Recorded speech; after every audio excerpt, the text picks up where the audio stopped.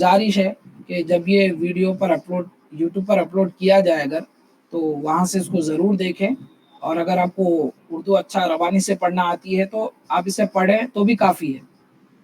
یہ آسان تفسیر قرآن مجید، آسان اصول تفسیر کے نام سے حضرت مولانا خالد سیف اللہ صاحب دامت برکاتہم کا ایک رسالہ ہے، اس کے اندر یہ پورا ٹاپک انہوں نے اچھے سے کور کیا ہے، اسی سے لے کر آپ کے سامنے رکھا گیا تھا کل۔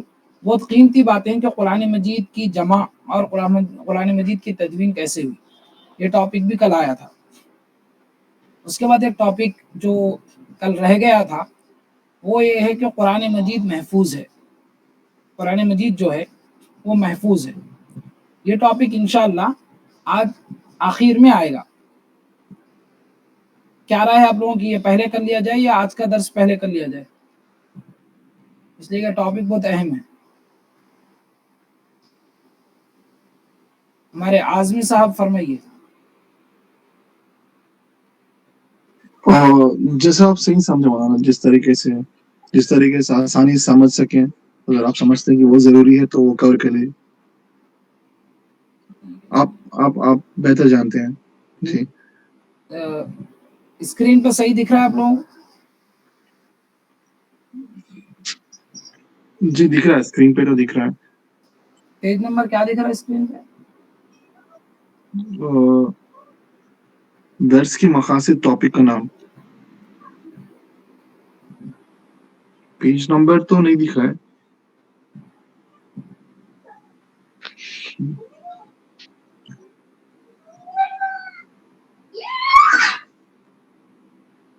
یہ آ گیا، قرآن مجید محفوظ ہے۔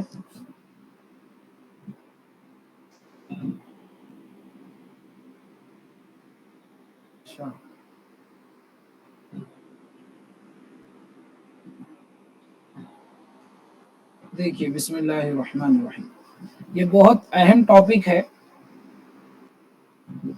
قرآن مجید کے آیتوں کا درس شروع ہونے سے پہلے یہ ٹاپک کا سمجھنا آج کے دور میں انتہائی ضروری ہو چکا ہے، اس لیے کہ شک و شبہات ہر دن ہر رات پیدا کیے جا رہے ہیں، انسٹاگرام کے ذریعے سے، فیس بک کے ذریعے سے، یہاں تک کہ ٹویٹر پر بھی مذہبی بحث کا بازار گرم ہے، اور خاص طور سے اسلام مخالف طاقتیں جو ہیں مسلمانوں کے دل میں اسلام کے تعلق سے شک و شبہات کو پیدا کرنے کے لیے دن رات لگی ہوئی ہیں۔ تو یہ جو ٹاپک ہے، یہ ٹاپک کیا ہے کہ قرآن مجید محفوظ ہے۔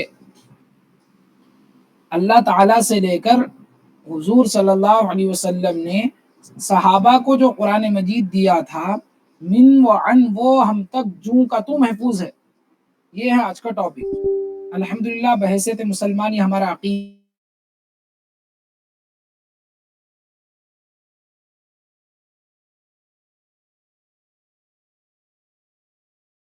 سمجھنا اور اس کے دلائل سے واقف ہونا ضروری ہے، تاکہ ہمیں پورا اطمینان ہو، پورا شرح صدر ہو اس بات پر کہ ہم جو بات کہہ رہے ہیں ہمیں اس پر 100% اطمینان ہے، اور اگر کبھی موقع ہو تو ہم یہ بات دوسروں کو سمجھا بھی سکیں۔ قرآن مجید جو ہے اللہ تعالیٰ کا پیغام ہے، ساری دنیا کے انسانوں کے لیے ہے، اور یہ دراصل اللہ کی پچھلی کتابوں کا ہی تسلسل ہے۔ اللہ تعالیٰ کی جو کتابیں اللہ نے نازل کی تھی، تورات، زبور، پھر انجیل، اسی کا یہ آخری ایڈیشن ہے۔ اللہ تعالیٰ نے جو بھی کتابیں نازل کی ہیں ان تمام پر ایمان لانا ضروری ہے، اور ہم الحمدللہ ان تمام کتابوں پر ایمان بھی لاتے ہیں۔ ان میں سے 3 بڑی کتابیں مشہور ہیں، تورات ہے، زبور ہے اور انجیل ہے۔ یہ کتابیں اگرچہ آج بھی موجود ہیں، لیکن ان کتابوں میں لوگوں نے کمی زیادتی کر دی ہے۔ یہ جو کتابیں، ان کتابوں کے اندر لوگوں نے کمی زیادتی کر دی ہے، اور یہ جو ہم کہہ رہے ہیں کمی زیادتی کی بات، ایک تو یہ کہ قرآن مجید کے اندر اللہ تعالیٰ نے یہ بات کہی ہے کہ جو کتابیں آج موجود ہیں دنیا میں، ان کتابوں کے اندر لوگوں نے کمی زیادتی کی ہے، کہ قرآن خود کہہ رہا ہے یہ بات۔ اس کے علاوہ اگر کوئی شخص اس کو جاننا چاہے، دیکھنا چاہے کہ بات کس حد تک صحیح ہے، کہ کیا واقعی ان کتابوں میں چینجز ہوئے ہیں وہ نہیں ہوئے ہیں، ہر کوئی شخص اس کا پتہ لگا سکتا ہے۔ دنیا میں آج جتنے بھی بائبل کے ایڈیشن ہیں چاہے وہ اولڈ ٹیسٹیمنٹ ہو نیو ٹیسٹیمنٹ ہو، اگر آپ وہ لے لیں 2024 میں جو چھپا، 2023 میں جو چھپا، انگلینڈ میں جو چھپا، امریکہ میں جو چھپا، اگر آپ 3-4 نسخے بھی لے لیں اور اس کو ایک دوسرے سے موازنہ کریں تو آپ اس کے اندر بڑی حد تک تبدیلی محسوس کریں گے. پھر لوقا کی انجیل الگ ہے، متی کی انجیل الگ ہے، ہر ایک کی الگ الگ انجیلیں ہیں حضرت عیسیٰ علیہ السلام کے حواریوں کے نام سے. اگر ایک دوسرے سے موازنہ کیا جائے گا تو آپ اس کے اندر بہت سا اختلاف دیکھیں گے، جو یہ اس بات کی کھلی دلیل ہے کہ ان کتابوں کے اندر بڑی حد تک تبدیلی کی گئی ہے. اور یہ جو الزام ہم لگا رہے ہیں کہ ان کتابوں کے اندر تبدیلی ہوئی ہے، یہ کوئی غلط الزام نہیں ہے، بلکہ واقعی کی دنیا میں یہ سورج کی طرح روشن بات ہے کہ ان کتابوں کے اندر بڑی تبدیلی کی گئی ہے.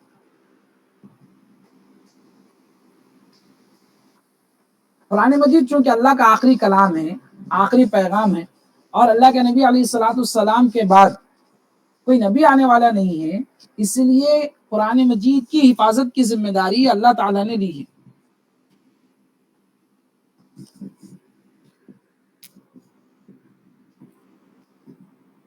کیونکہ قرآن مجید اللہ کا آخری کلام ہے اور اللہ کے نبی علیہ السلام آخری پیغمبر ہیں، اس لیے قرآن مجید کی حفاظت کی ذمہ داری یہ خود اللہ تعالیٰ نے لی ہے.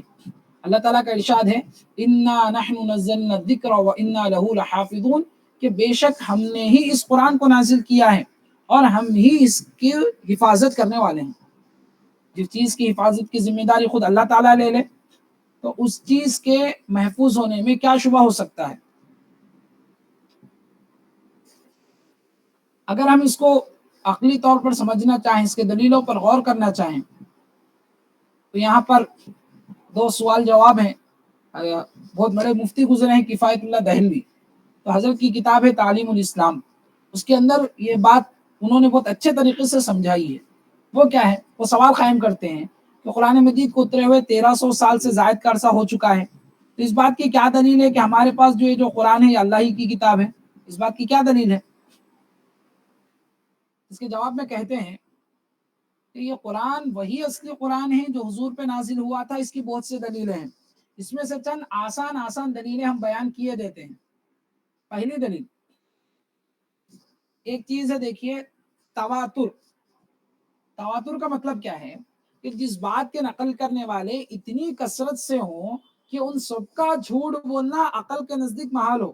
عقل یہ بات تسلیم ہی نہیں کرتی ہے کہ اتنے پورے لوگ مل کر جھوٹ بول رہے ہیں اور ہر زمانے کے اندر بول رہے ہیں. اس ایسی چیز کو کہتے ہیں تواتر. اب قرآن مجید جو ہے اس کے صحیح ہونے کی، اس کے محفوظ ہونے کی سب سے بڑی دلیل یہ ہے کہ قرآن مجید تواتر کے ساتھ ہم تک پہنچا ہے. حضور صلی اللہ علیہ وسلم کے زمانے سے لے کے اب تک نسلاً بعد نسل، ایک نسل دوسری نسل کو قرآن ہینڈ اوور کرتے آئی ہے. سورہ فاتحہ قرآن کی مجید میں سب سے پہلی سورت ہوگی، اس کی پہلی آیت الحمدللہ رب العالمین ہے، پھر الرحمن الرحیم ہے. حضور کے زمانے سے لے کے آج تک ایک نسل دوسری نسل کو یہ چیز پہنچاتی آئی ہے، اور ہر زمانے میں اتنی بڑی تعداد یہ کہنے والوں کی رہی ہے، ہر زمانے میں ہر سیکنڈ ہر منٹ اتنی بڑی تعداد رہی ہے، اتنے کروڑ ارب مسلمان رہے ہیں کہ اتنے سب مل کر جھوٹ بول رہے ہوں. عقل یہ بات تسلیم نہیں کرتی ہے. قرآن مجید کو اللہ کے نبی علیہ السلام کے زمانے سے اس قدر لوگ کثرت سے نقل کرتے اور پڑھتے پڑھاتے آئے ہیں کہ چھوٹی سے چھوٹی عقل رکھنے والا بھی انسان یہ تسلیم نہیں کر سکتا کہ جو قرآن مجید ہے اتنے سب آدمی مل کر اس بارے میں جھوٹ بول رہے ہوں. تو یہ پہلی دلیل ہے. اچھا، دوسری دلیل، اللہ کے نبی علیہ السلام کے زمانے سے آج تک لاکھوں کروڑوں مسلمان قرآن کے حافظ ہوتے چلے آئے ہیں. آج بھی دنیا میں مسلمانوں کے لاکھوں جوان بوڑھے ایسے موجود ہیں جن کے سینوں میں قرآن مجید محفوظ ہے. جس کتاب کے نزول کے وقت سے لے کر آج تک اتنے حفاظ موجود رہے ہوں اور انہوں نے اپنے سینے میں اس کی حفاظت کی ہو، اس کے محفوظ اور اصلی ہونے میں کیا شبہ ہو سکتا ہے؟ پورا قرآن جوں کا توں کئی لاکھ نہیں بلکہ کئی کروڑ حفاظ اپنے سینوں میں لیے ہوئے موجود ہیں. کوئی ہندوستان کے اندر ہے، کوئی ملیشیا کے اندر ہے، کوئی مصر کے اندر ہے، کوئی سوڈان کے اندر ہے، بلکہ جتنے بھی مسلمانوں کا کوئی گاؤں کوئی دیہات ایسا ہوگا جہاں پر کوئی نہ کوئی حافظ نہ موجود ہو. ہر جگہ پر ہر بستی میں قرآن مجید کو اپنے سینے میں لیے کوئی اللہ کا بندہ موجود ہے.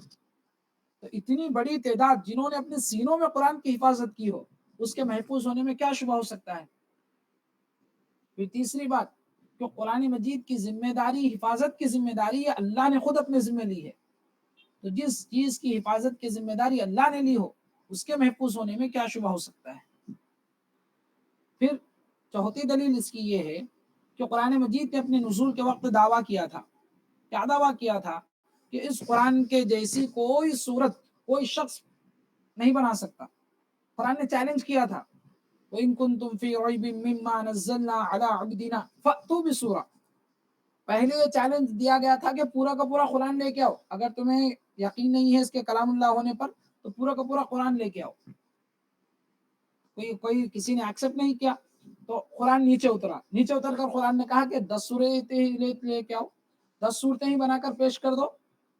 جب یہ چیلنج بھی کسی نے ایکسپٹ نہیں کیا تو اب اور نیچے آ کر قرآن نے کہا کہ ایک صورت ہی بنا کر پیش کر دو.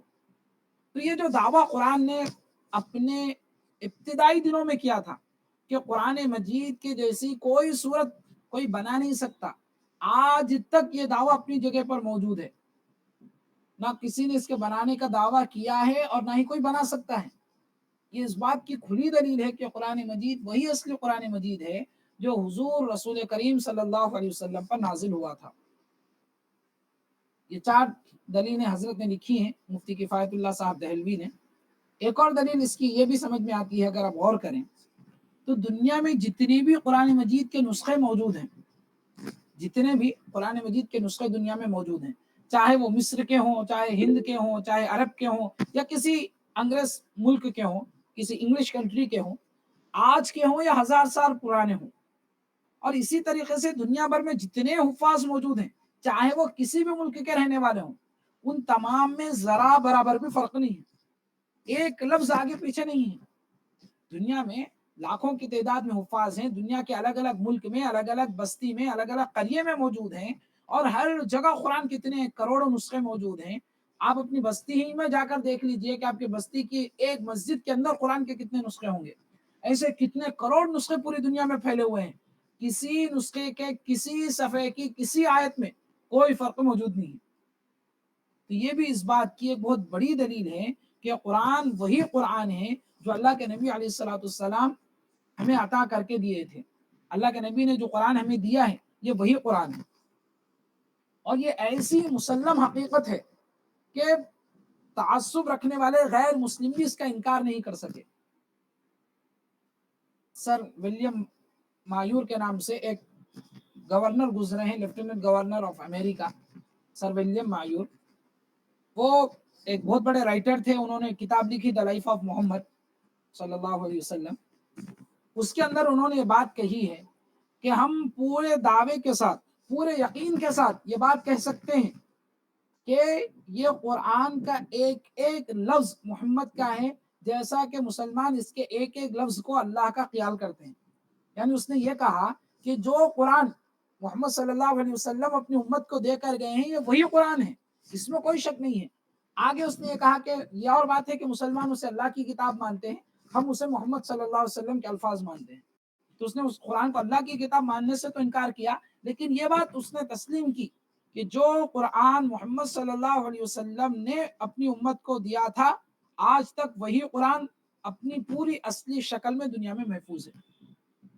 تو یہ قرآن مجید کے محفوظ ہونے کے چند دلائل تھے کہ یہ بات ہمارے ذہنوں میں ہمیشہ تازی رہنی چاہیے، اور ہمیں اس پر پورے دلی اطمینان کے ساتھ بھروسہ ہونا چاہیے کہ ہم جو قرآن پڑھ رہے ہیں اس کا ایک ایک لفظ، اس کی ایک ایک آیت وہی ہے جو ہمارے پیغمبر صلی اللہ علیہ وسلم پر نازل ہوئی تھی. اور قرآن مجید خود کہتا ہے، اللہ تعالیٰ نے خود قرآن میں کہا وَإِنَّهُ لَكِتَابٌ عَزِيزٌ، یہ بہت عزت والی کتاب ہے. لا يأتيه الباطل من بين يديه ولا من خلفه، کہ باطل نہ اس کے آگے سے آ سکتا ہے، اس میں نہ اس کے پیچھے سے اس میں داخل ہو سکتا ہے. تنزیل من حکیم حمید، یہ اس ذات کی طرف سے نازل کیا ہوا ہے جو بڑی حکمت والا ہے، بڑی تعریف کے لائق ہے. تو الغرض یہ قرآن مجید کے محفوظ ہونے کے تعلق سے چند باتیں تھیں، کیونکہ بہت اہم باتیں تھیں، اس لیے یہ آپ کے سامنے رکھی گئی ہیں. آج کے سبق پر موو ہونے سے پہلے اگر ہمارے ساتھیوں میں سے کسی کو کچھ پوچھنا ہے تو 1 منٹ کا وقت ہے، 1-2 منٹ کا پوچھ لیجیے.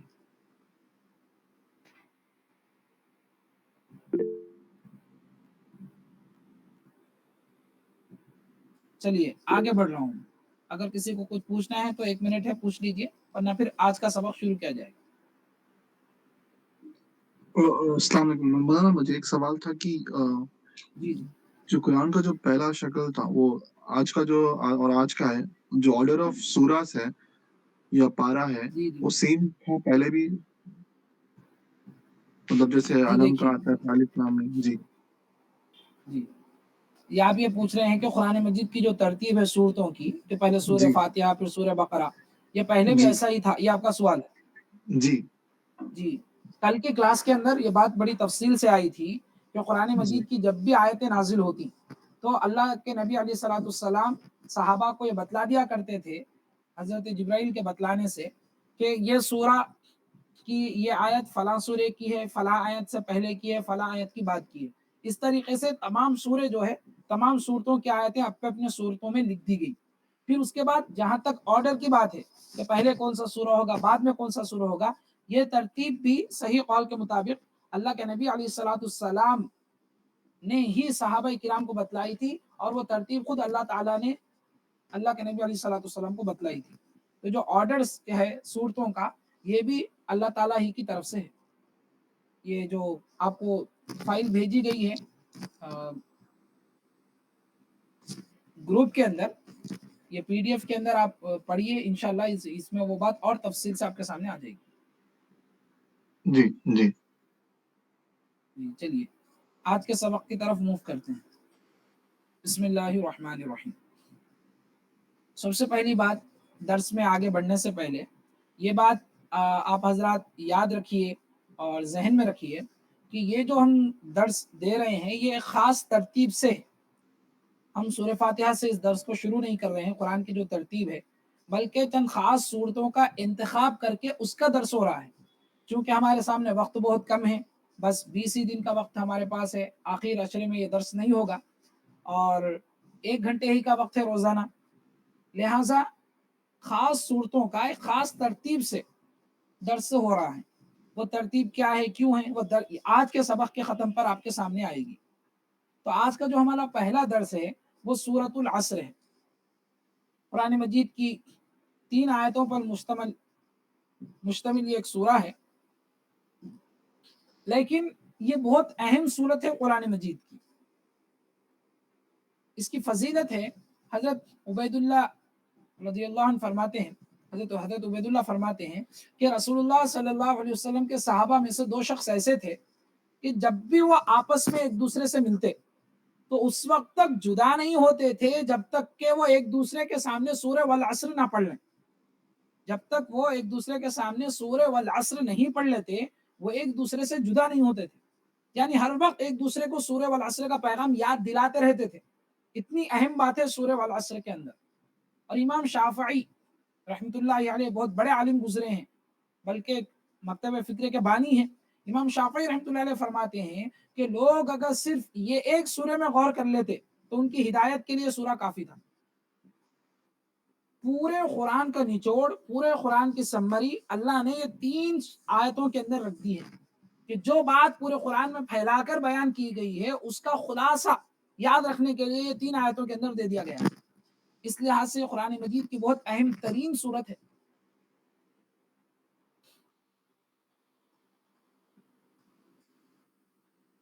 ایسی جامع ہے کہ امام شافعی کے بقول اگر لوگ اسی صورت کو غور و فکر کے ساتھ پڑھ لیں تو دین و دنیا کی درستی کے لیے کافی ہو جائے. یعنی اگر کوئی سمجھ کے سورہ والعصر کو پڑھ لے، اس کے پیغام کو محفوظ کر لے، تو دین اور دنیا کی درستگی کے لیے یہ صورت کافی ہو جائے گی. دیکھیے کیا ہے یہ سورہ. اعوذ باللہ من الشیطان الرجیم، بسم اللہ الرحمن الرحیم. والعصر ان الانسان لفی خسر الا الذین آمنوا وعملوا الصالحات وتواصوا بالحق وتواصوا بالصبر. صدق اللہ العظیم. والعصر زمانے کی قسم. ان الانسان لفی خسر بے شک انسان ضرور خسارے میں ہے. مگر جو لوگ ایمان لائے اور انہوں نے اچھے کام کیے اور ایک دوسرے کو حق کی تاکید کی اور ایک دوسرے کو صبر کی وصیت کی. یعنی تمام کے تمام انسان خسارے میں ہیں سوائے ان لوگوں کے جو ایمان لائے، جنہوں نے نیک عمل کیے اور جنہوں نے ایک دوسرے کو حق کی تاکید کی اور ایک دوسرے کو صبر کی تاکید کی. یہ لوگ ہیں جو خسارے سے بچ جائیں گے. یہ سورہ والعصر کی ترجمہ ہے. اچھا، ایک بات آپ لوگ یہ بھی یاد رکھیے کہ ہمارا یہ جو درس ہے اس میں چھوٹی صورتیں بھی لی گئی ہیں، ایک درمیانی صورتیں بھی لی گئی ہیں اور کچھ لمبی صورتیں بھی لی گئی ہیں. خاص طور سے چھوٹی صورتیں اور درمیانی صورتیں لینے کا مقصد یہ ہے کہ چونکہ یہ صورتیں ہمیں عام طور پر یاد ہوتی ہیں، اس لیے ان صورتوں کا ترجمہ ہمارے ذہن میں رہے، اس کا مطلب ہمارے ذہن میں رہے، تاکہ اس کے ذریعے سے اللہ تعالیٰ کا جو پیغام ہے وہ ایک مختصر الفاظ میں ہمارے ذہن میں ہمیشہ تازہ رہے.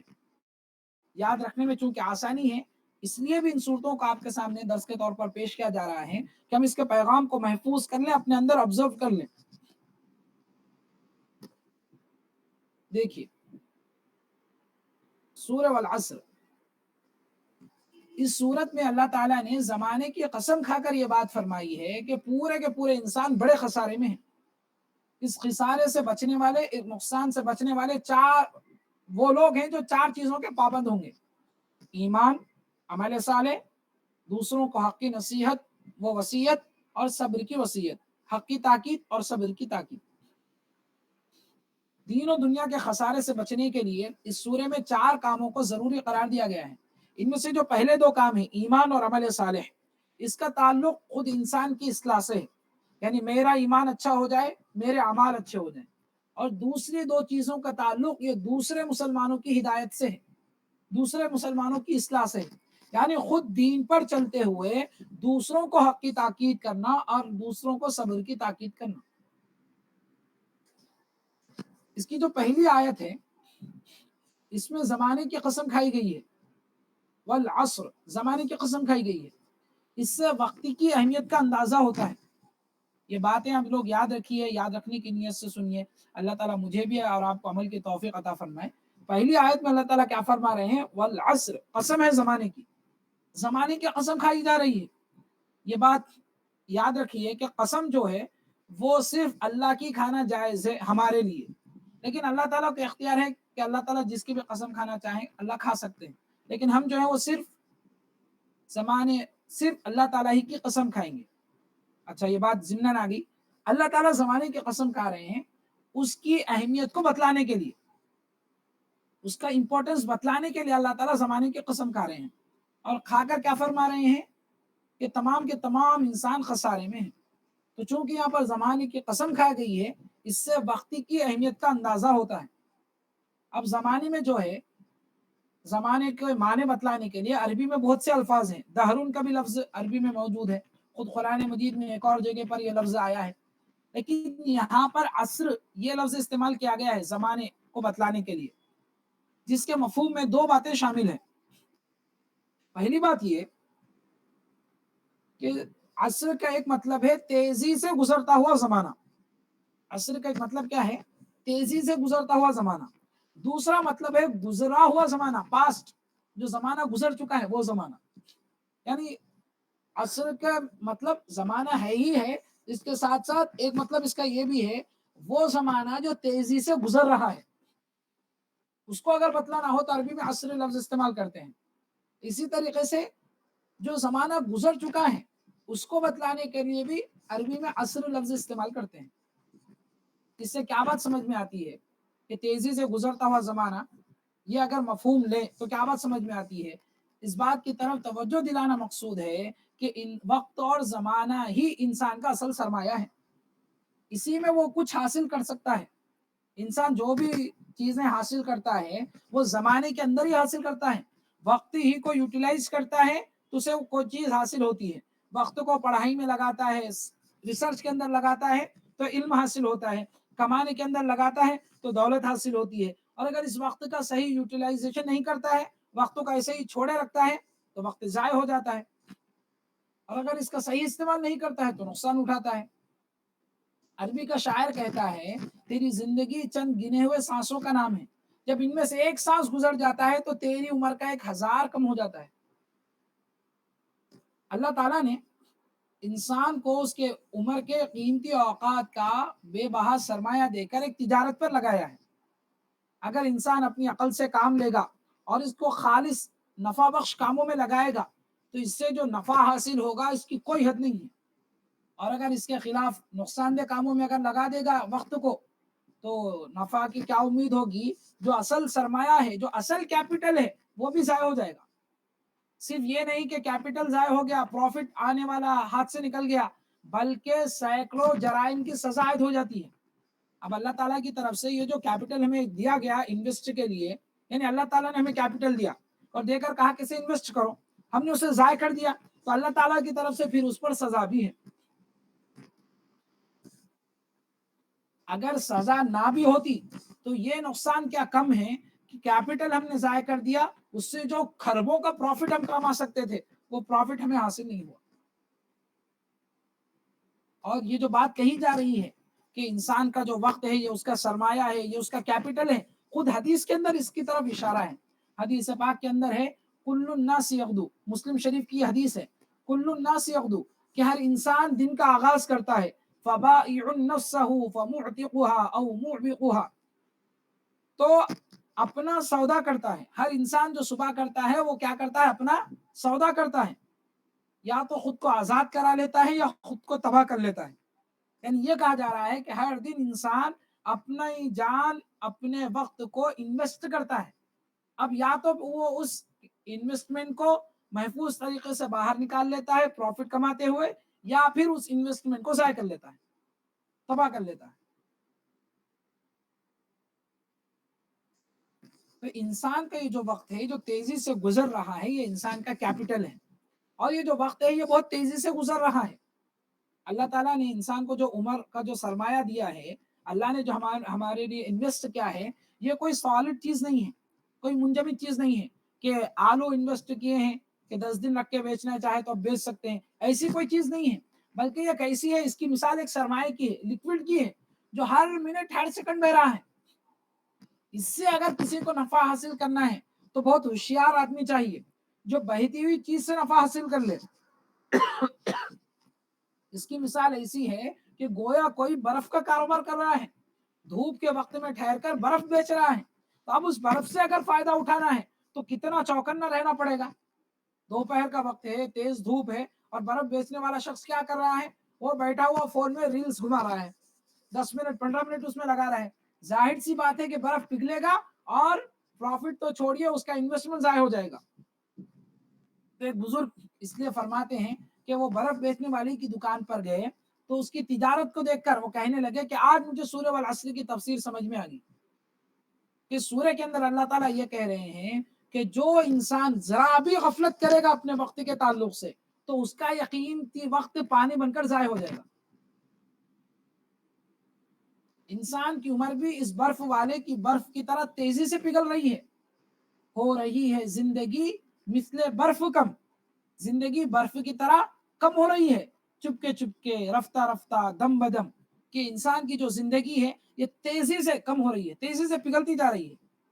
اس لیے اس ارشاد قرآنی میں زمانے کی قسم کھا کر اس بات کی طرف متوجہ کیا جا رہا ہے کہ خسارے سے بچنے کے لیے جو 4 کام بتلائے گئے ہیں ان میں ذرا بھی غفلت نہ برتو، عمر کے ایک ایک منٹ کی قدر پہچانو اور ان 4 کاموں میں خود کو مشغول کر دو۔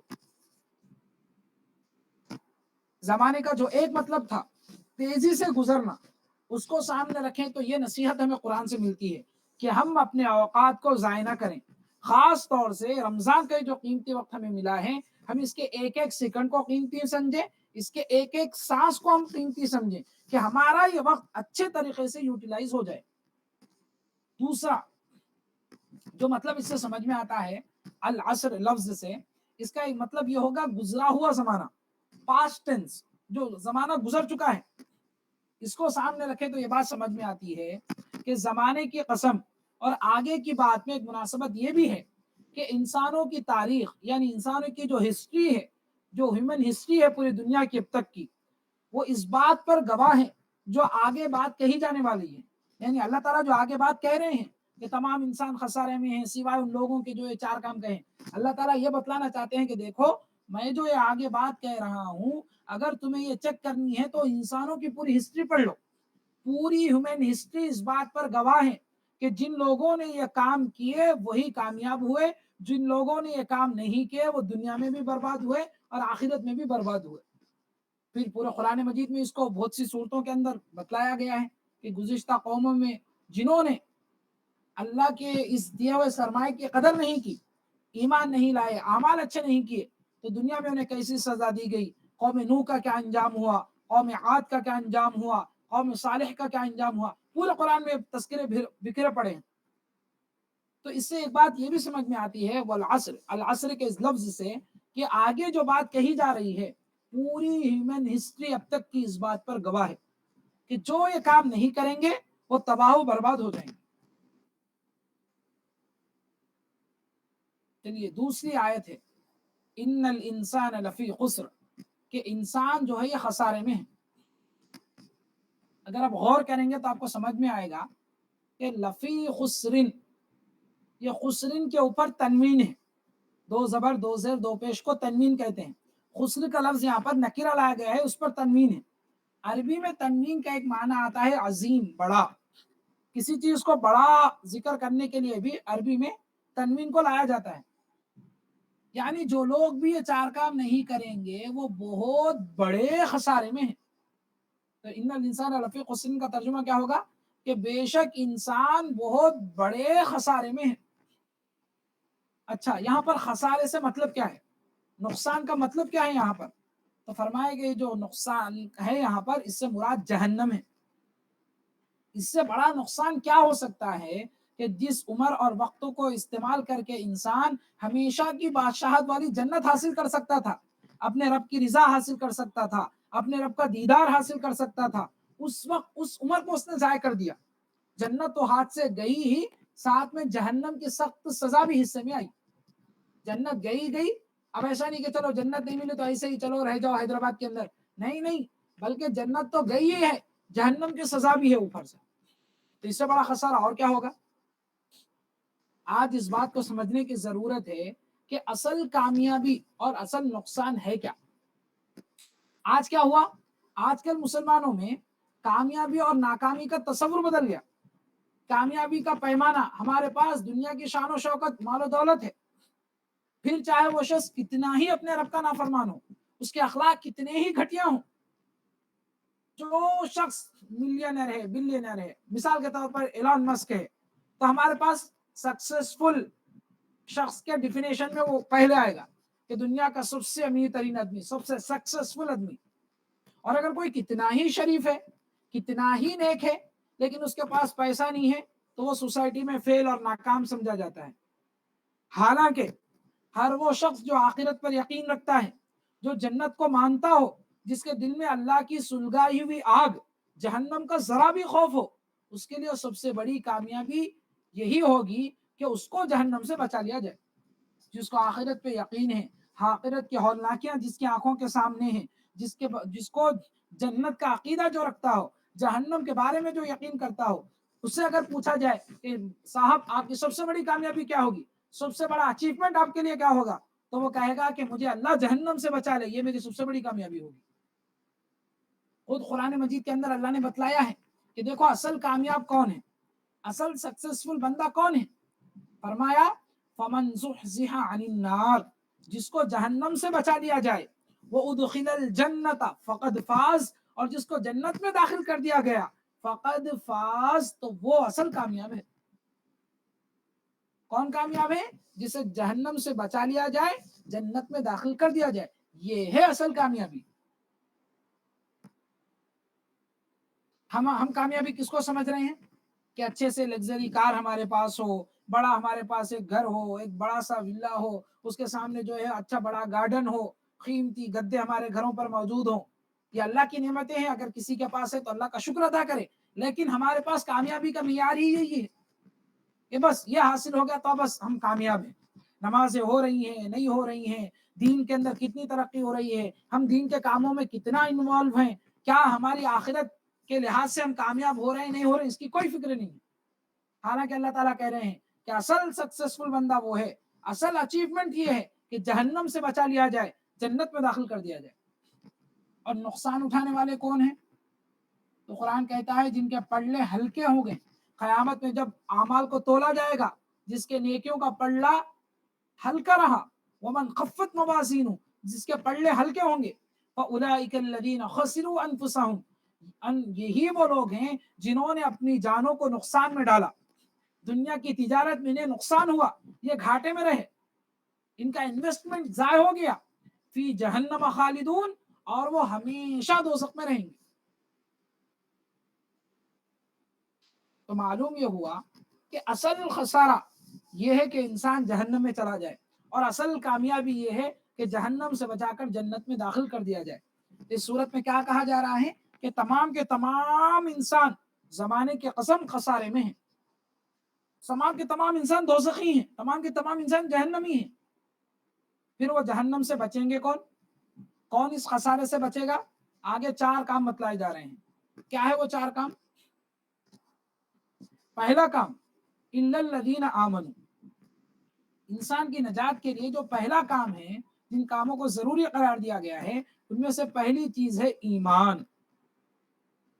ایمان انسان کا سب سے قیمتی اثاثہ ہے، انسان کا سب سے قیمتی ایسٹس یہ کیا ہے؟ یہ انسان کا ایمان ہے۔ ایمان لا کر انسان اس کائنات کے، ساری کائنات کے خالق و مالک سے اپنا رشتہ جوڑ لیتا ہے۔ تمام انسان اللہ کے بندے ہیں، کافر بھی اللہ کا بندہ ہے، مومن بھی اللہ کا بندہ ہے، لیکن جو شخص ایمان لاتا ہے وہ اللہ سے خاص طریقے کا رشتہ بنا لیتا ہے۔ ایسا رشتہ بن جاتا ہے ایمان لاتے ہی کہ اب یہ رب کو یاد کرتا ہے، جواب میں اس کا رب اس کو یاد کرتا ہے۔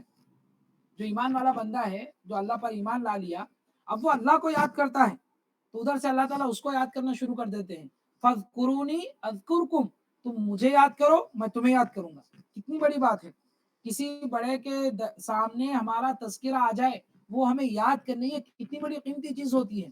کسی شاگرد کو اگر یہ معلوم ہو جائے کہ جو بڑے استاد ہیں انہوں نے کسی مجلس میں مجھے یاد کیا اور یاد کر کے کہا کہ فلاں میرا شاگرد ہے، مجھے اس سے محبت ہے، اگر شاگرد کو یہ معلوم ہو جائے تو اس کے لیے کتنی بڑی خوشی کی بات ہوگی۔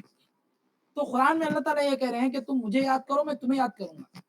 تو جو شخص ایمان لاتا ہے اتنا بڑا مقام اس کو مل جاتا ہے کہ وہ اللہ کو یاد کرتا ہے تو اللہ اس کو یاد کرتے ہیں، پھر دعائیں کرتا ہے تو اللہ اس کی دعاؤں کو قبول کرتے ہیں، ہاتھ اٹھاتا ہے وَإِذَا سَأَلَكَ عِبَادِي عَنِّي فَإِنِّي قَرِيبٌ، آپ سے یہ میرے بندے میرے بارے میں پوچھتے ہیں، وَإِذَا سَأَلَكَ عِبَادِي، میرے بندے آپ سے میرے بارے میں پوچھتے ہیں، فَإِنِّي قَرِيب، میں تو قریب ہوں۔ تو جیسا دعائیں کرتا ہے اجیب دعوت الدعانی اذا دعان، کہ جب اجیب دعوت الداعی اذا دعان، کہ جب مانگنے والا مانگتا ہے تو میں اس کی دعاؤں کو قبول کرتا ہوں۔ تو ایمان لاتا ہے، جیسا ایمان لاتا ہے بندہ، اللہ تعالیٰ اس کی دعاؤں کو قبول کرنا شروع کرتے ہیں۔ نماز پڑھتا ہے تو گویا اللہ کے سامنے ٹھہر کر اللہ سے باتیں کرنے لگتا ہے۔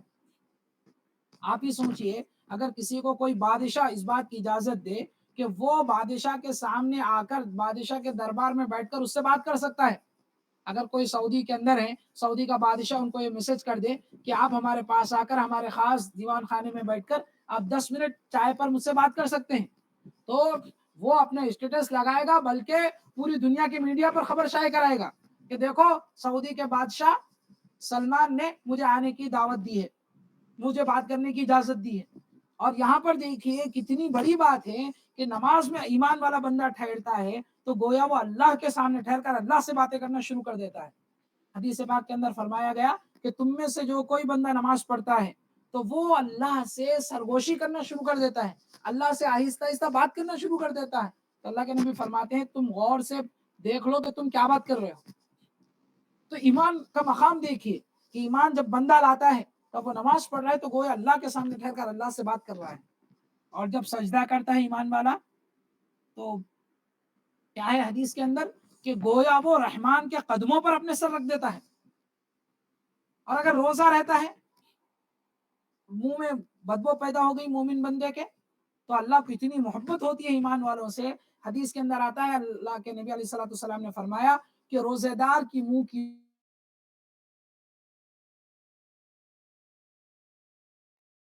محبوب کی منہ کی وہ محسوس نہیں ہوتی. اسی طریقے سے اللہ تعالیٰ بھی ایمان والے بندے اگر روزہ رہتے ہیں تو ان کے منہ کی بو اللہ کو بدبو محسوس نہیں ہوتی. پھر ایمان والا بندہ جب کوئی اللہ کے راستے میں خرچ کرتا ہے تو اللہ تعالیٰ اسے اپنا دائنا ہاتھ بڑھا کر لیتے ہیں، یعنی پوری عزت سے لیتے ہیں. ایسا نہیں کہ بعض مرتبہ ایسا ہوتا ہے کہ ہم کسی بڑے کو اپنا ہدیہ پیش کرنے جائیں، بہت بڑی بھیڑ ہے، بس ہٹے یہاں رکھ دیجیے، یہاں رکھ دیجیے، یہاں پر بازو رکھ دیجیے. ہم کسی بڑے کو کوئی گفٹ لے کر گئے کسی ملنے کے پاس، کسی گورنر کے پاس، تو کیا ہوتا بڑے اکرام سے آئیے آئیے بیٹھیے، اچھا اچھا اچھا لائیے، ایسا دیں گے کیا؟ وہ کہیں گے اچھا یہاں پر رکھ دیجیے، ٹھیک ہے رکھ دیجیے. لیکن اللہ تعالیٰ ایمان جب کوئی بندہ لاتا ہے اور ایمان لانے کے بعد اگر کوئی چیز خرچ کرتا ہے تو اللہ تعالیٰ کیا کیسی قدر کرتے ہیں ایمان والے کی کہ اگر کوئی چیز 1 روپیہ بھی اللہ کے راستے میں خرچ کر رہا ہو اللہ داہنا ہاتھ بڑھا کر لیتے ہیں، یعنی پوری عزت کے ساتھ پورے اکرام سے اس کے ہدیے کو قبول کرتے ہیں. یہ سب اس وقت ہوتا ہے جب بندہ اللہ پر ایمان لا لے. تو ایمان کا امپورٹنس، ایمان کی اہمیت اپنے دل میں پیدا کرنے کی ضرورت ہے. اور اگر ایمان سے محروم ہی رہی تو دنیا میں اللہ کی عطاؤں سے محروم، اللہ کی رحمت سے محروم، اور آخرت میں دردناک عذاب کی سزا ملتی ہے. ایمان جو ہے تمام اعمال کے لیے بنیاد کی حیثیت رکھتا ہے. اگر ہمارے اعمال یہ ایک بلڈنگ ہے تو ایمان اس کی بیسمنٹ ہے، یہ اس کی بنیاد ہے. جس طرح اگر کسی بھی عادت کو 0 سے ضرب دیا جائے تو جواب میں 0 ہی ہوتا ہے، اسی طرح اگر ایمان نہ ہو تو ہر نیکی کا ثواب 0 ہی آتا ہے، چاہے وہ دنیا میں کتنے ہی نیک عمل کر لے. اگر کسی کا ایمان ہی صحیح نہیں ہے، اللہ پر ہی اس کو ایمان نہیں ہے، یا کسی غلط عقیدے کو وہ عقیدہ بنایا ہوا ہے، غلط باتوں پر ایمان لایا ہوا ہے، تو نتیجہ کیا ہوگا؟ اس کو مثال سے سمجھایا جا رہا ہے کہ دیکھیے اگر آپ کو کسی بھی چیز، کسی بھی عادت کو آپ ملٹیپلائی کر رہے ہیں، ضرب دے رہے ہیں، تو اگر آپ 0 سے ملٹیپلائی کریں گے تو کروڑ سے بھی آپ ضرب دے رہے ہیں، آپ کا آنسر جو ہے وہ 0 ہی آئے گا. کیلکولیٹر آپ کے پاس موجود ہوگا، ابھی ماریے 1 کروڑ وہ 0 سے ضرب دیجئے، آپ کا جواب میں 0 آئے گا. اس لیے کہ 0 ایسی چیز ہے جس کی کوئی ویلیو نہیں ہے. اگر آپ کو کچھ بھی ویلیو چاہیے تو آپ کو کم از کم 1 تو بھی وہاں پر رکھنا ہوگا. 1 کو آپ 1 سے ملٹیپلائی کریں گے تو آپ کو جواب 1 آئے گا. اگر آپ وہاں پر قیمت بڑھاتے جائیں گے تو آپ کو یہاں پر جواب بھی بڑھتا جائے گا. کہ 2 کو آپ کو 1 سے ضرب دیا آپ نے تو 2 آیا، 2 کو 2 سے ضرب دیا گیا تو 4 آیا، 2 کو 3 سے ضرب دیا گیا تو 6 آیا. تو یہاں پر مثال سے سمجھایا جا رہا ہے کہ دیکھیے کسی بھی چیز کی ویلیو آنے کے لیے ضروری ہے کہ جس سے آپ ملٹیپلائی کر رہے ہیں اس کی کچھ نہ کچھ ویلیو ہو. اگر وہاں پر 0 ہے تو آپ کو جواب میں ہمیشہ 0 ہی آئے گا. اسی طریقے سے جس بندے کے دل میں ذرہ برابر بھی ایمان ہے تو اس کے نیکیوں کا ریٹ لگے گا، اس کے نیک اعمال کا کچھ نہ کچھ ریٹ آئے گا، کچھ نہ کچھ قدر آئے گی. لیکن اگر دل میں ایمان ہی موجود نہیں ہے، کروڑوں نیکیاں کر لیجئے ثواب آپ کو 0 ہی آئے گا. تو ایمان بہت قیمتی چیز ہے، ایمان بہت ضروری چیز ہے. تو فرمایا گیا کہ نجات کے لیے جو پہلا کام ہے وہ ہے ایمان. اب یہ ایمان جو ہے یہ بار بار بڑھاتے رہنے کی چیز ہے. ہم مسلمان ہیں، ایمان لائے ہیں، اتنا کافی نہیں ہے. بار بار ایمان کے مذاکرے ہوں، بار بار ایسی چیزیں ہمارے سامنے آتی جائیں جس سے ایمان مضبوط ہو، تاکہ یہ ایمان ہمارا بڑھتے رہے، مضبوط رہے. جس طریقے سے فون کو چارجنگ کی ضرورت پڑتی ہے اسی طریقے سے ہمارے ایمان کو بھی چارجنگ کی ضرورت پڑتی ہے. تو پہلا کام اس سورے میں یہ فرمایا گیا. دوسرا کام وہ عمل الصالحات، نیک اعمال. نیک اعمال کی اہمیت، نیک اعمال یہ ایمان کا پھل ہے. دل میں موجود ایمان کا اظہار کس سے ہوگا؟ یہ اعمال سے ہوگا. نیک اعمال سے دنیا کے بھی فائدے حاصل ہوتے ہیں، آخرت کے بھی فائدے حاصل ہوتے ہیں. دنیا کے فائدے کیا ہیں صاحب نیک عمل سے؟ تو قرآن کی مختلف آیات کے اندر جو فائدے بتلائے گئے ہیں، ایک فائدہ کیا ہے؟ رزق میں اضافہ ہوتا ہے. جو اللہ کے سے ڈرنے والے بندے ہوتے ہیں، نیک اعمال کرنے والے بندے ہوتے ہیں، اللہ تعالیٰ ان کے رزق میں اضافہ کرتے ہیں. پھر برکت عطا ہوتی ہے. قرآن مجید کے اندر فرمایا گیا وَلَوْ أَنَّ أَهْلَ الْقُرَىٰ آمَنُوا وَاتَّقَوْا لَفَتَحْنَا عَلَيْهِمْ بَرَكَاتٍ مِّنَ السَّمَاءِ، کہ اگر یہ بستی والے اللہ سے ڈرتے، ایمان لاتے، تو ہم ان کے اوپر آسمان کے دروازے کھول دیتے، برکتوں کے دروازے کھول دیتے۔ تو معلوم یہ ہوا کہ نیک اعمال سے دنیا میں بھی برکت عطا ہوتی ہے۔ پھر جو اللہ تعالیٰ سے ڈرنے والا بندہ ہوتا ہے، نیک اعمال کرنے والا بندہ ہوتا ہے، اللہ تعالیٰ اس کے کاموں میں آسانی پیدا کرتے ہیں۔ وَمَن يَتَّقِ اللَّهَ يَجْعَل لَّهُ مَخْرَجًا، کہ جو اللہ تعالیٰ سے ڈرنے والا بندہ ہوتا ہے، اللہ تعالیٰ اس سے مشکلوں سے نکلنے کا راستہ پیدا کرتے ہیں۔ وَيَرْزُقْهُ مِنْ حَيْثُ لَا يَحْتَسِبُ، اور اللہ تعالیٰ اس کو ایسی جگہ سے روزی عطا کرتے ہیں جہاں سے اس کو گمان بھی نہیں ہوتا۔ پھر اللہ کی مدد ملتی ہے۔ نیک لوگ جو ہوتے ہیں، نیک عمل کرنے والے ہوتے ہیں، ان کے ساتھ اللہ کی مدد شامل حال ہوتی ہے۔ پھر اور ایک نیکی کا فائدہ کیا ہے؟ مخلوقات کے دل میں محبت ڈالی جاتی ہے۔ جو اللہ سے محبت کرنے والے ہوتے ہیں، نیکی پر چلنے والے ہوتے ہیں، ان کی محبت اللہ تعالیٰ مخلوق کے دل میں ڈالتے ہیں۔ ان الذین آمنوا وعملوا الصالحات سیجعل لهم الرحمن ودا۔ اور آخرت کے فائدوں کا کیا پوچھنا، جنت ہے، جنت کی نعمتیں ہیں، جتنے زیادہ اعمال ہوں گے اتنی زیادہ نعمتیں عطا ہوں گی۔ اس زمانے کی ایک بیماری یہ ہے کہ ہم مسلمانوں کے پاس نیک اعمال کی لسٹ نہایت مختصر ہو گئی۔ نیکی نیکی میں جب سے کہہ رہا ہوں تو نیکی سن کر ہمارے ذہن میں تصور کیا رہا ہے؟ گنے چنے نیکیاں، نماز، روزہ، زکوٰۃ، صدقہ، بس محدود ہو گیا ہمارے پاس نیکی کا تصور۔ انشاءاللہ آگے کی کلاسوں میں مختلف نیک اعمال پر قرآن و حدیث کی روشنی میں بات ہوگی کہ دین کا ایک وسیع تصور، نیکی کا ایک وسیع تصور ہمارے سامنے آئے۔ انشاءاللہ یہ آگے کی کلاسوں میں اس پر بات ہوگی۔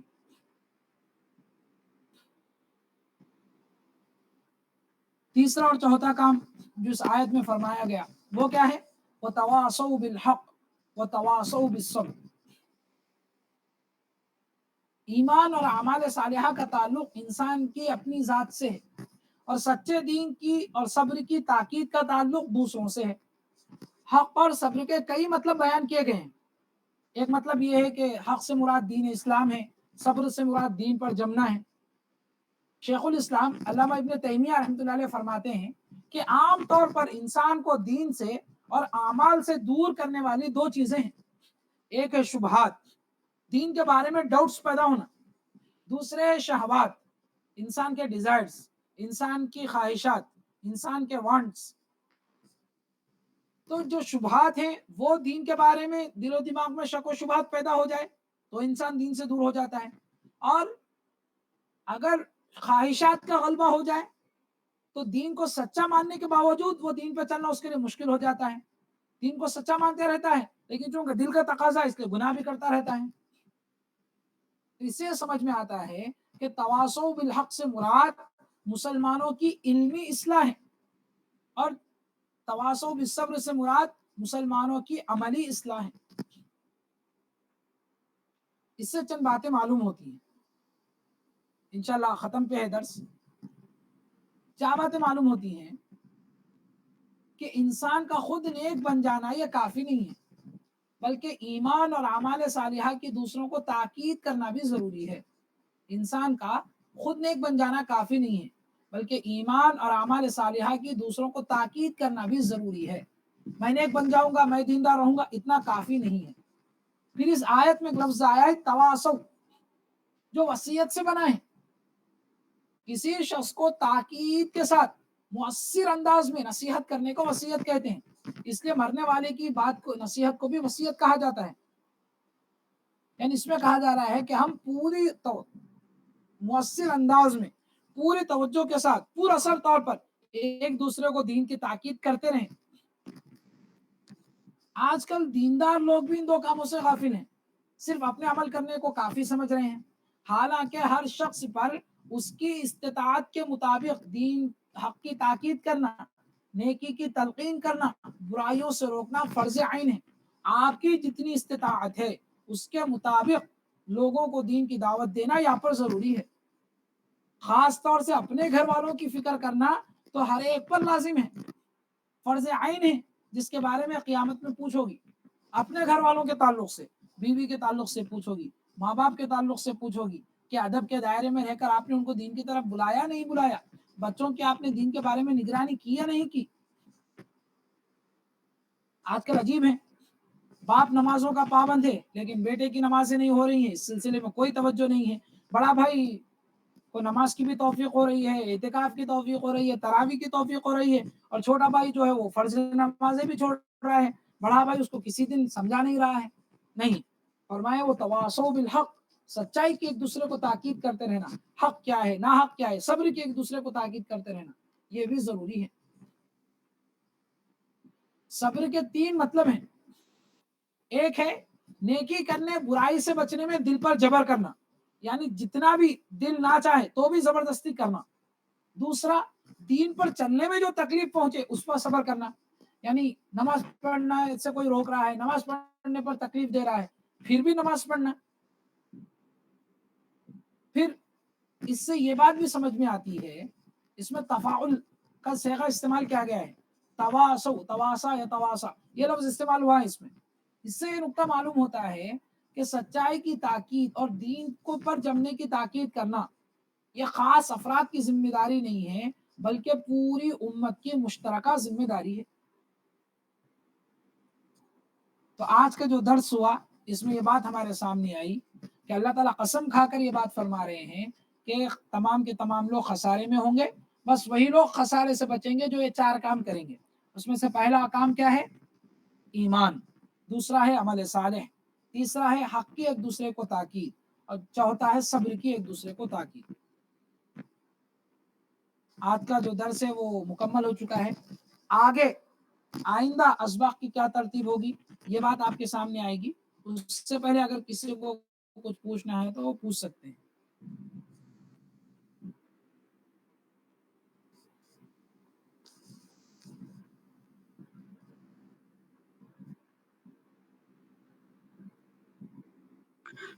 مولانا کل کی کلاس یوٹیوب پہ کب تک آئے گی؟ ابھی ہمارے انچارج سے بات نہیں ہوئی میری، اس کے جو ذمہ دار ہیں، انشاءاللہ ان سے رابطہ کر کے میں اطلاع دوں گا۔ جی جزاک اللہ۔ کسی کو کچھ سوال؟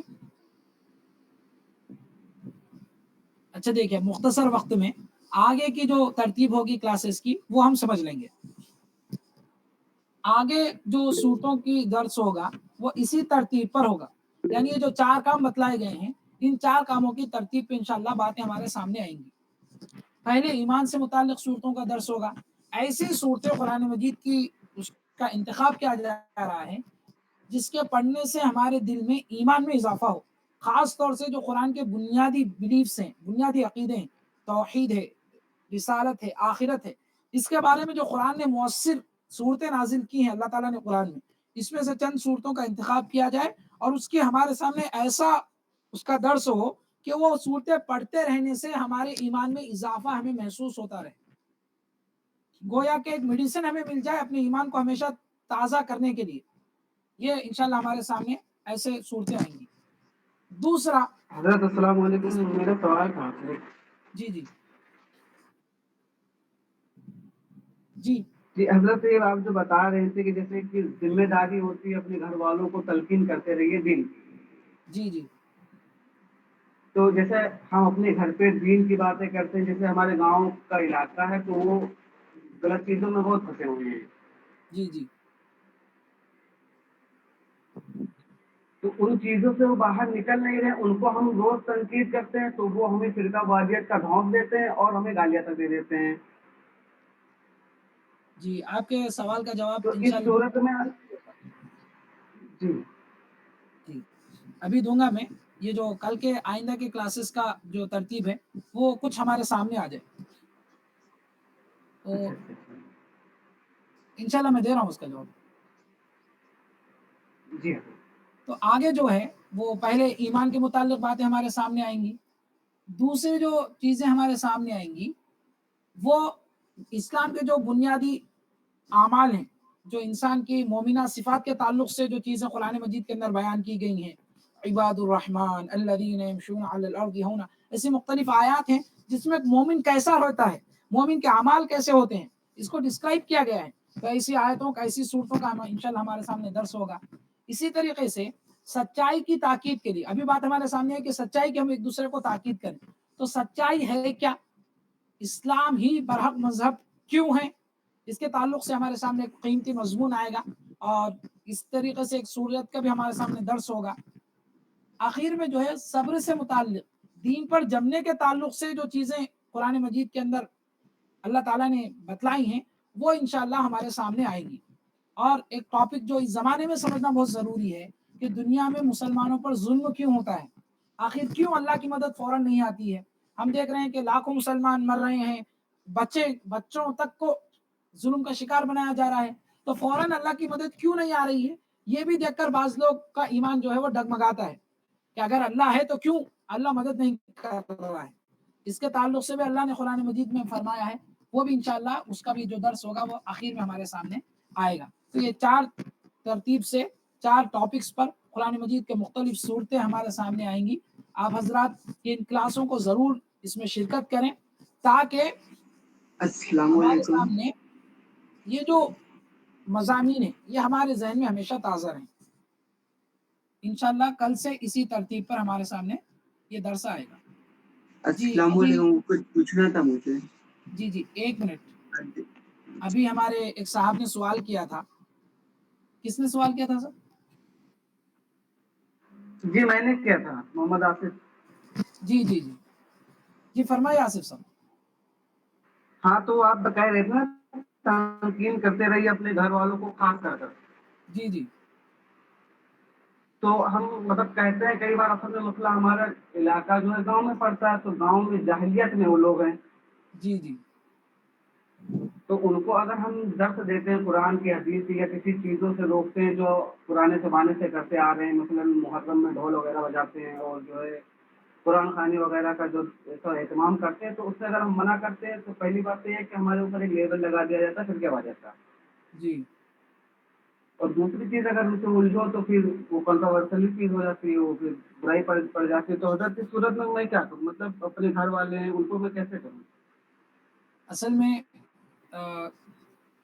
ایک چیز یہ ہے کہ دین کی طرف لوگوں کو بلانا، ایک دوسرے کو دین کی تاکید کرنا یہ بھی ضروری ہے.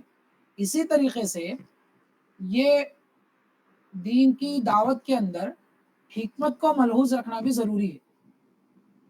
خاص طور سے جن علاقوں کے اندر اگر لوگ بدعات کے عادی ہوں، پہلے سے جو ہے وہ بدعتیں کرتے آ رہے ہوں، تو ایسے علاقے میں اور چونکہ الگ الگ فرقوں کا لیبل بھی لگا ہوا ہو، تو ایسے علاقوں میں اگر ہم لوگوں کو کام کر رہے ہیں تو ابتدا ہی میں تنقید کرنے سے پرہیز کرنا چاہیے کہ تم یہ غلط کر رہے ہو، ایسا کرنا غلط ہے.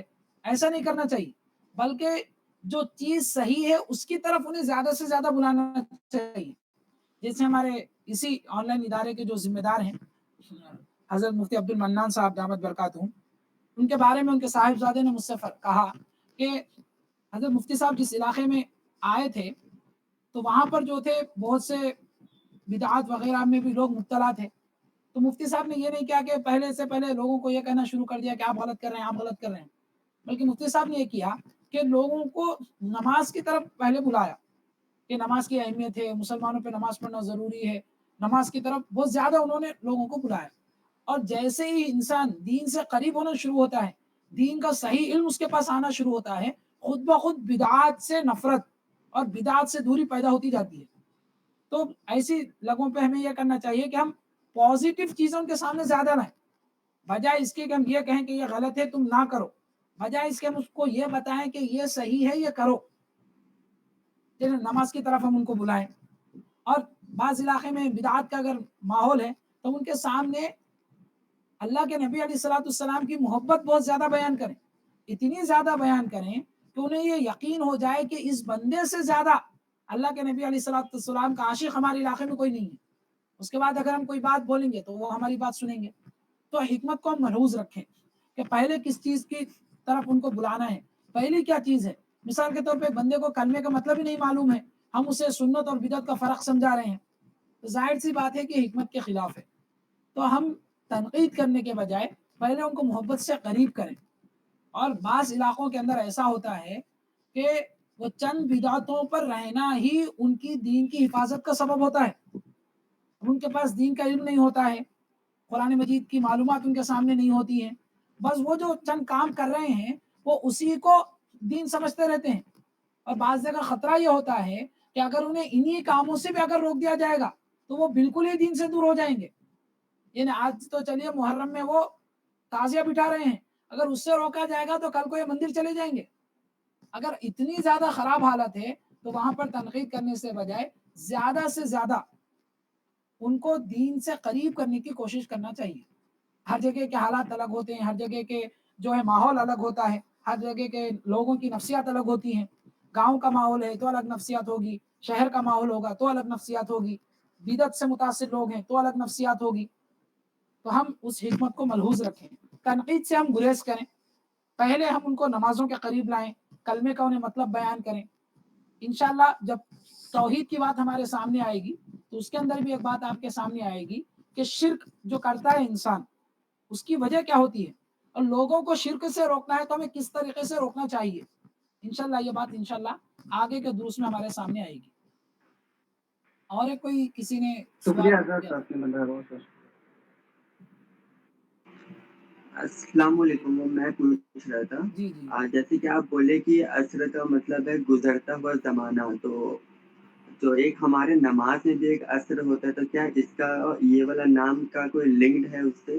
اور میرا سیکنڈ کوشچن تھا کہ جیسے کہ آپ بولے کہ انہیں نماز کے قریب ہمیں لوگوں کو بلانا ہے تاکہ وہ بدعت سے دور ہو سکے, جی تو یہ چیز ہمیں سمجھ میں آیا, لیکن کئی بار ہم دیکھتے ہیں کہ سامنے والا شخص 5 ٹائمز کا نماز پڑھ رہا ہے لیکن پھر بھی وہ بدعت میں مبتلا ہے, تو پھر ویسے سچویشن میں کیا کرنا چاہیے؟ یہ سیکنڈ کوشچن ہے. ماشاء اللہ آپ غور سے سن رہے تھے, سوال بھی آپ نے بہت اچھا کیا ہے.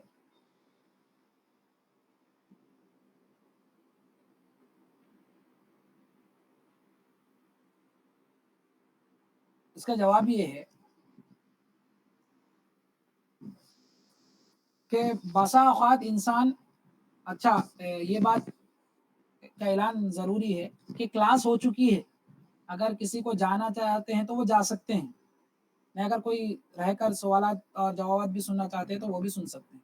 کلاس ختم ہو چکی ہے, جو حضرات جانا چاہتے ہیں وہ جا سکتے ہیں. اچھا چلیے, آپ کا سوال یہ تھا کہ بعض مرتبہ ہم دیکھتے ہیں, اچھا آپ کے پہلے سوال کا جواب کہ والعصر میں نماز کا بھی نام والعصر ہے تو اس کا کیا لنک ہے. تو یہاں پر العصر کہہ کر کیا مراد ہے, اس کی تفسیر میں 2-3 اقوال ہیں. اس کے اندر سے اقوال یہ ہے کہ یہاں پر عصر سے مراد عصر کی نماز ہے, چونکہ یہ دن کی آخری نماز ہے اس لیے اس کی اہمیت بتانے کے لیے اللہ نے اس نماز کی قسم کھائی. ایک مطلب یہ بھی بیان کیا گیا ہے. ٹھیک ہے, جی. اچھا آپ کا دوسرا سوال, کئی مرتبہ ایسا ہوتا ہے کہ انسان بدعات میں بھی جو مبتلا ہوتا ہے اس کی 2 وجہ ہوتی ہیں جو آج بھی آپ کے سامنے آئی. ایک یہ کہ انسان کو معلوم ہی نہیں ہے کہ یہ بدعت ہے, جیسا کہ میں جب چھوٹا تھا تو ہمارے گھر میں بہت سی بدعتیں ہوتی تھی. اس کی وجہ یہ تھی کہ میرے گھر والوں کو معلوم نہیں تھا کہ یہ دین کا حصہ نہیں ہے, جان بوجھ کے وہ لوگ نہیں کرتے تھے, معلوم نہیں تھا. پھر جب ان حضرات کو معلوم ہوا تو وہ تمام چیزیں انہوں نے چھوڑ دی. ایک وجہ یہ ہوتی ہے علم دین کا نہ ہونا. دوسری وجہ یہ ہوتی ہے بدعات کی کہ بعض چیزوں سے انسان کو محبت ہو جاتی ہے, اب باوجود یہ کہ اس کا دین میں کوئی حصہ نہیں ہے, اب اس کا چھوڑنا انسان کو گوارا نہیں ہوتا ہے. باپ دادا کی محبت, باپ دادا کے طریقے سے, یہ اتنی بڑی بیماری ہے کہ ابراہیم علیہ السلام نے جب کہا لوگوں سے کہ تم ان چیزوں کو کیوں پوچھتے ہو جن کے اندر کوئی چیز نہیں ہے, کوئی تمہاری مدد نہیں کر سکتے, تو انہوں نے جواب میں کیا کہا, قالو, ان لوگوں نے جواب دیا ہم نے ہمارے باپ دادا کو ان کی عبادت کرتے ہوئے دیکھا تھا. وجدنا آباءنا لها عابدین, ہم نے اپنے باپ دادا کو ان کی عبادت کرتے ہوئے دیکھا تھا, لہٰذا ہم ان کی عبادت کر رہے ہیں. تو بعض مرتبہ باپ دادا کی جو طریقہ ہے اس کی اندھی محبت بھی انسان کو ہدایت سے محروم کر دیتی ہے, کہ معلوم ہے اس کا دین میں کوئی تعلق نہیں ہے, لیکن چونکہ میرے ماں باپ کرتے تھے, ہمارے گھر میں ایسے ہی ہوتا, ہمارے خاندان میں ایسا ہوتا, اس وجہ سے لوگ کرتے رہتے ہیں. یہ ایک وجہ ہوتی ہے.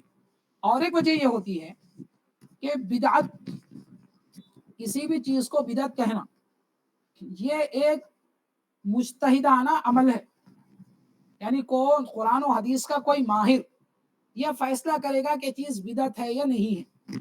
अब बाज मरतबा किसी चीज के बिदअत होने ना होने में उलमा का इख्तिलाफ हो जाता है। अहले हक दो भी कुरान और हदीस को फॉलो करने वाले मुत्तबी सुन्नत है, लेकिन एक काम को बिदअत कहेगा, दूसरा उस काम को बिदअत नहीं कहेगा। अच्छा, बिदअत असल कहते किसको ये भी मालूम होना जरूरी है। बिदअत कहते हैं दीन में कोई काम जो दीन का हिस्सा ना हो उसको दीन समझकर करना, उसको जरूरी समझना, ना करने वालों पर तानो तशनी करना, ये है बिदअत। मिसाल के तौर पे समझने के लिए कि शब बारात में या शब कदर में जो मस्जिदों में बयानात होते हैं ये कोई दीन का हिस्सा नहीं है, यानी अल्लाह के नबी अलैहिस्सलाम ने इसकी तरगीब नहीं दी है कि शब बारात में शब कदर में मस्जिद में जमा होकर बयान किया जाए, लेकिन हमारे पास होते हैं बयानात। तो अब अगर आगे जाकर कोई ये फतवा दे दे कि चूंकि ये दीन का हिस्सा नहीं है, आप लोग यहाँ पर जमा होकर कर रहे हैं, लिहाजा ये बिदअत है, तो अब जरूरी नहीं है कि तमाम के तमाम लोग उसको बिदअत समझें। इसलिए कि मिसाल के तौर पे मैं अगर कहीं पर बयान कर रहा हूँ शब बारात का, तो मैं उसको दीन का हिस्सा नहीं समझ रहा हूँ, और जो लोग मस्जिद में बैठे हुए हैं वो भी उसको दीन का हिस्सा नहीं समझ रहे हैं, बल्कि वो ये समझ रहे हैं कि एक अहम मौका है, लोग जमा हो गए तो बयान कर दिया जा रहा है। लेकिन अगर हकीकत में उसको दीन का हिस्सा समझने जाने लगे, उसको जरूरी ख्याल किया जाने लगे, इबादत ना करने वाले को गलत कहा जाने लगे, तो ऐसी सूरत में फिर उसको बिदअत कहा जाएगा। तब यहाँ पर एक शख्स उसको बिदअत कहेगा, दूसरा उससे एग्री नहीं करेगा। तो बिदअत कहना किसी को ये भी एक बड़ा मसला है। हर शख्स को इख्तियार नहीं है कि वो किसी को बिदअत का हुक्म लगाए, ये चीज बिदअत है। इसलिए किसी चीज को बिदअत करार देना ये भी एक ये बड़े मुफ्तियों का काम है, जिनको कुरान और हदीस की बड़ी महारत है, कुरान और हदीस की बारीकियों पर जिनको नजर है। तो बसा औक़ात ऐसा होता है कि हम किसी काम को बिदअत समझ रहे होते हैं, बच रहे होते हैं, लेकिन दूसरा उसको कुरान और हदीस की रोशनी में बिदअत नहीं समझता है। तो अगर वो उसको जरूरी नहीं समझ रहा है बल्कि बस एक तरतीब के तौर पर कर रहा है, तो जाहिर सी बात उसे बिदअत नहीं कहा जाएगा। मिसाल के तौर पे ये आपकी क्लास है, कहीं पर कुरान और हदीस में आपने पढ़ा कि रमजान में दोपहर के वक्त में 2 बजे से 3 बजे तक दरस कुरान होना चाहिए, या ये तरतीब से होना चाहिए जो तरतीब से मैं आपके सामने रख रहा हूँ। जाहिर सी बात है कि ना ये कुरान में ना हदीस में है। कुरान और हदीस को समझने के लिए हमने अपना एक पैटर्न बना लिया है, लेकिन कल को अगर मेरा कोई स्टूडेंट खैर कर ये कहना शुरू कर दे कि ये जरूरी है, रमजान में अगर आप ये नहीं करेंगे तो आपको गुनाह होगा, तो जाहिर सी बात है उसको बिदअत कहा जाएगा। तो जो बस उसको छोड़ना जरूरी हो जाएगा ये चीज को। लेकिन जो लोग उसको जरूरी नहीं समझ रहे हैं, जाहिर सी बात है वो अपने दरस कुरान वैसे ही जारी रखेंगे। उम्मीद के आपका सवाल का जवाब मिल गया होगा। शादमान साहब। हाँ जी, मतलब इन शॉर्ट की कोई चीज़ को सोच के करना कि नबी सल्लल्लाहु अलैहि वसल्लम के टीचिंग्स में आता है और उनके टीचिंग से वो चीज़ अलग हो, तब वो बिदअत में आएगा। नहीं, बिदअत का डिफिनेशन जरूरी नहीं है कि आज ही आपको समझ आ जाए। मैं बस ये बतलाना चाह रहा था कि किसी चीज को बिदअत कहना ये हर एक का काम नहीं है कि आप बिदअत करें, आप बिदअत करें, ये हर एक का काम नहीं है। कुरान और हदीस पर जिसको महारत है, जो कुरान और हदीस की बहुत गहरी समझ रखता है, वही बंदा ऐसे ही बंदे बतला सकते हैं कि ये काम बिदअत है या नहीं है। बस मैं ये बतलाना चाह रहा हूँ। अगर हमें कोई चीज मालूम करना है कि ये चीज बिदअत है या नहीं है, हमारा काम ये है कि हमें जिस पर भरोसा है, हम जिसको ये समझते हैं कि ये इल्म वाला बंदा है, अल्लाह से डरने वाला बंदा है, सही गाइड हमें करेगा, हम उससे रब्त कर लें, उससे मालूम कर लें कि बिदअत है या नहीं है, हम उससे रुक जाए। अगर हम किसी को रोक भी रहे हैं किसी चीज से, किसी बिदअत से, तो वो भी हम किसी जानने वाले की रहनुमाई में, किसी के गाइडेंस में रोकें। और एक चीज ये है कि दावत की बात हमारे सामने आई कि दावत देना जरूरी है, तो इसमें इंशाल्लाह कभी आपके सामने और तफसील से बात आएगी कि दावत में भी दर्जे हैं। आम पब्लिक को दीन के बुनियाद की दावत देना है, यानी आप कलमे की दावत देंगे, नमाज की दावत देंगे, रोजे की दावत देंगे, शराब नहीं पीना चाहिए इसकी दावत देंगे। जो बुनियादी चीजें हैं, जो बारीक चीजें हैं, उससे रोकना ये हर एक का काम नहीं है। जैसे बात चीजें बिदअत हैं, तो बिदअत से रोकना ये हर आरे गैरे का काम नहीं है, बल्कि ये दीन की जानकारी रखने वाले का काम है। ہر کوئی کسی کو تم بدعت کر رہے بول کے نہیں بول سکتا، اس لیے کہ اس کے لیے علم کی ضرورت ہوگی، وہ بدعت کیوں ہے یہ پورا اس کو سمجھانا پڑے گا. تو یہ جو ہے وہ دین کا علم رکھنے والوں ہی کا کام ہے. تو اس میں بھی درجے ہیں کہ کون دین کی کتنی دعوت دے گا، تو وہ بھی انشاءاللہ کسی درس کے اندر دین کی دعوت کے بھی طریقے ہمارے سامنے آئیں گے. جی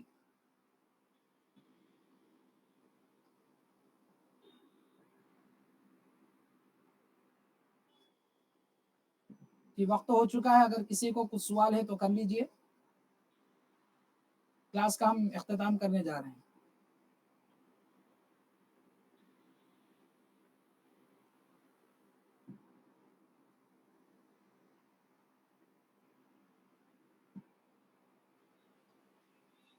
السلام علیکم.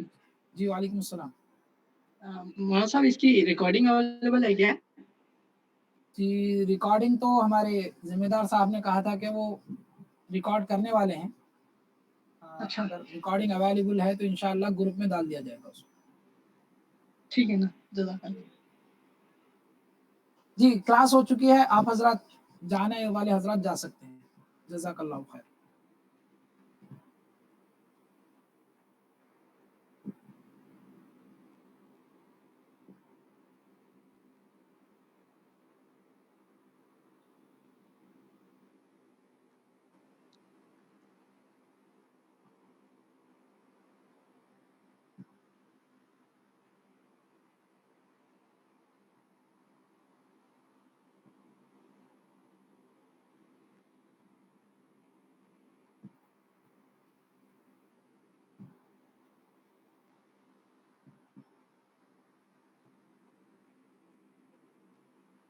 جزاک اللہ خیر.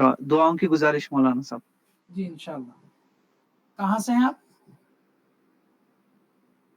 ہمارے میں اشفاق آپ علی سے صاحب. ملاقات جی آپ سے ملاقات کرا تھا، یہ شفیع ندوی صاحب سے بیت کے ٹائم پہ آیا.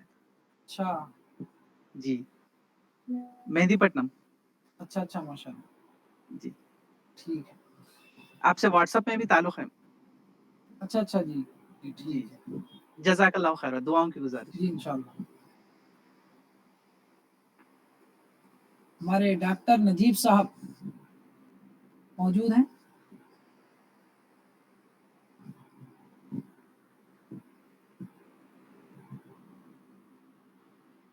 ہلو.